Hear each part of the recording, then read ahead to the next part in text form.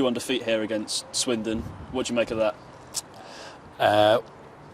We were really unlucky. I think we were quite hard done by, over the course of 98 minutes of the game. There's a couple of questionable decisions in there that seem blatantly obvious to pretty much everybody in the ground, from Swindon people holding their breath to Forest Green fans cheering. But ultimately we didn't get the decisions go our way today, and we've probably shot ourselves in the foot defending our own box. What did you make of the performance as a whole across the 90 minutes? I think it was really positive. I think you could see the energy in the boys trying to run forward, the way Troy has the front line set up to attack, and the freedom to go and overlap and deliver balls into the box and put some pressure on the opposition. I thought it was a really good local spectacle between two teams. And again, we can only go back to falling on the wrong side of a couple of decisions. We don't want to touch on those decisions too much, but when one of them comes so early in the game as well and could change the whole complex of the game, how difficult is that to sort of deal with? Really difficult, and I think probably unfortunately for Troy, when you have two of them in a game that are so blatant, I think it's difficult to control your emotions. What are we, 15 seconds into the game? The goalkeeper probably errs in judgment, comes out to the edge of the box. He's outside the box, he can't use his hands. Callum Morton's going to go around him. There's no need for him to go down, because it would have just ultimately resulted in a free kick and not a penalty against the substitute keeper.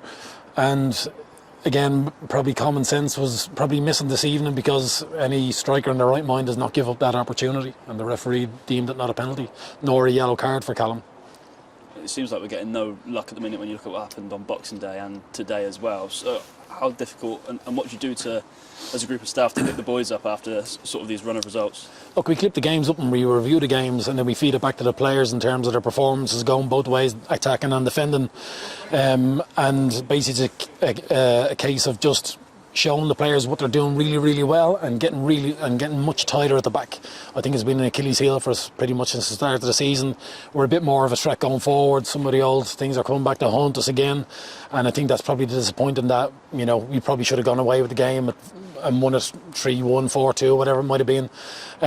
But again, we just not quite getting the rub of the green at the moment. Are you scratching your head as to how we have only got 1 point from these 3 games under Troy? It's tragic, isn't it? It really is. And again, I think the mentality of the players now go and attack. We need to apply the same energy in defending our box, because look, it's a couple of errors from the mid-third of the pitch, and then ultimately the ball ends up in the back of our net twice. But were there enough positives, because it's a quick turnaround again, to take into New Year's Day? So what do you take from tonight into that? I think so. I think, again, it's probably just about building momentum as much as anything else.